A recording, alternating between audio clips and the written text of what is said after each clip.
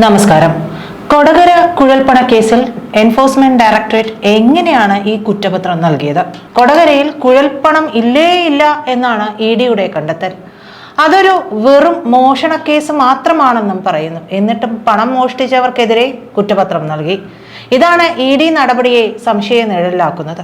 Police കണ്ടെത്തലിന് വിരുദ്ധമാണ് ഈ വിശദീകരണമെല്ലാം തന്നെ. കൊടകരയിൽ പോലീസ് മോഷണ കേസ് അന്വേഷിച്ചു. അതിനുശേഷം കിട്ടിയ വിവരങ്ങൾ ഇഡിക്ക് കൈമാറി. കുഴൽപ്പണവും കള്ളപ്പണം വെളുപ്പിക്കലും എല്ലാം ഉള്ളതുകൊണ്ടായിരുന്നു ഇത്. എന്നാൽ കാര്യങ്ങൾ അങ്ങനെയല്ലെന്ന് പറഞ്ഞാണ് ഇഡി കുറ്റപത്രം നൽകിയത്. രണ്ട് കുറ്റപത്രങ്ങളിലെ പല കണ്ടെത്തലുകളും പരസ്പര വിരുദ്ധമാകുന്നത് രണ്ട് ഏജൻസികളുടെയും പ്രോസിക്യൂഷൻ കേസുകളെ ദുർബലമാക്കും. പോലീസിന്റെ അന്വേഷണ സംഘവുമായി ഇഡി ഒരു തരത്തിലുമുള്ള ആശയവിനിമയവും നടത്തിയിട്ടില്ല. കവർച്ച ചെയ്യപ്പെട്ട 3.5 കോടി രൂപ എത്തിച്ചത് കോഴിക്കോട് സ്വദേശി ധർമ്മരാജനാണെന്ന് പോലീസും ഇഡിയും കണ്ടെത്തിയെങ്കിലും പ്രതിപ്പട്ടികയിൽ ഇയാളില്ല. പണം കവർച്ച ചെയ്യപ്പെട്ട സംഭവം മാത്രമാണ് പോലീസ് അന്വേഷിച്ചത്. മോഷണത്തിൽ പങ്കില്ലാത്തത് കൊണ്ടാണ് പോലീസിന്റെ പ്രതിപ്പട്ടികയിൽ ധർമ്മരാജൻ ഉൾപ്പെടുത്താതിരുന്നത്.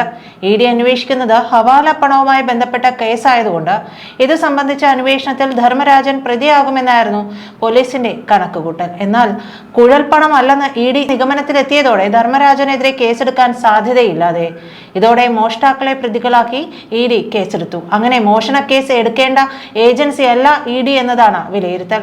കൊടകരയിൽ കേസേ ഇല്ലെന്ന് പറഞ്ഞാലുണ്ടാകുന്ന രാഷ്ട്രീയ വിവാദം കണക്കിലെടുത്താണ് ഇത്തരമൊരു നീക്കം നടത്തിയത് എന്നതാണ് വിലയിരുത്തൽ. കേരള പോലീസിന്റെ നിഗമനങ്ങളും കുറ്റപത്രവും തള്ളി കൊടകര കുഴൽപ്പണ കവർച്ച കേസിൽ കേന്ദ്ര ഏജൻസിയായ എൻഫോഴ്സ്മെന്റ് ഡയറക്ടറേറ്റ് കുറ്റപത്രം നൽകിയത്. നിയമസഭാ തിരഞ്ഞെടുപ്പിന് BJPക്കായി കൊണ്ടുവന്ന പണം എന്ന പോലീസിന്റെ കണ്ടെത്തൽ തള്ളി രാഷ്ട്രീയ ബന്ധത്തിലേക്ക് കടക്കാതെ BJPയുടെ പേരില്ലാതെയുള്ളതാണ് ഈ കുറ്റപത്രം. കുറ്റപത്രത്തിനൊപ്പം 23 പ്രതികളുടെ പട്ടികയും കലൂരിലെ PMLA പ്രത്യേക കോടതിയിൽ ഇഡി സമർപ്പിച്ചു.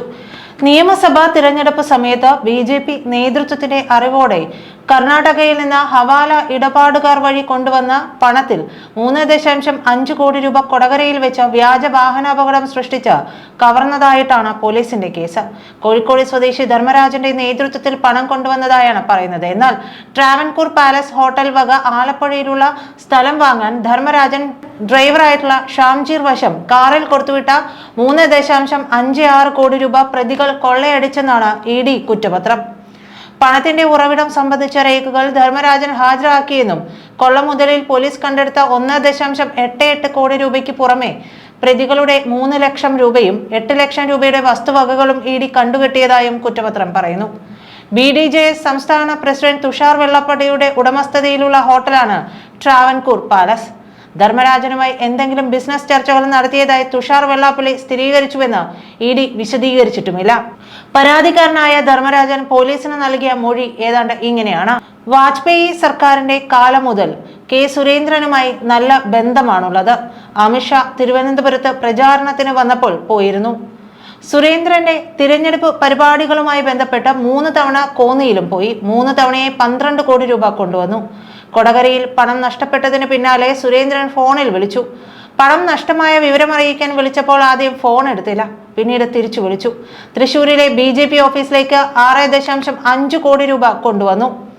BJP സംസ്ഥാന സെക്രട്ടറി ഗിരീഷാണ് ബംഗളൂരുവിൽ കാണേണ്ടയാളുടെ വിവരങ്ങൾ തന്നത്. ശ്രീനിവാസൻ എന്ന ആളിൽ നിന്നാണ് പണം സ്വീകരിച്ചത്.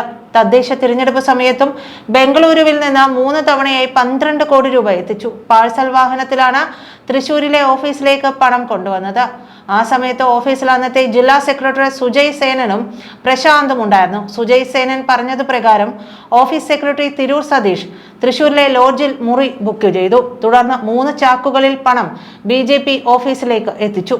ഈ മൊഴികൾ വസ്തുതാവിരുദ്ധമാണെന്നും പോലീസ് ഭീഷണിപ്പെടുത്തി പറയിപ്പിച്ചതാണെന്നുമാണ് ധർമ്മരാജൻ ഇപ്പോൾ ഇഡി ഉദ്യോഗസ്ഥരോട് പറഞ്ഞിരിക്കുന്നത്. ഇക്കാര്യം ഇഡി കുറ്റപത്രത്തിൽ ഉൾപ്പെടുത്തിയിട്ടുമില്ല. എന്തായാലും ഇതിൽ വളരെ വലിയ രാഷ്ട്രീയ കളികൾ നടന്നിട്ടുണ്ട് എന്നുള്ളത് വ്യക്തമാണ്. നന്ദി.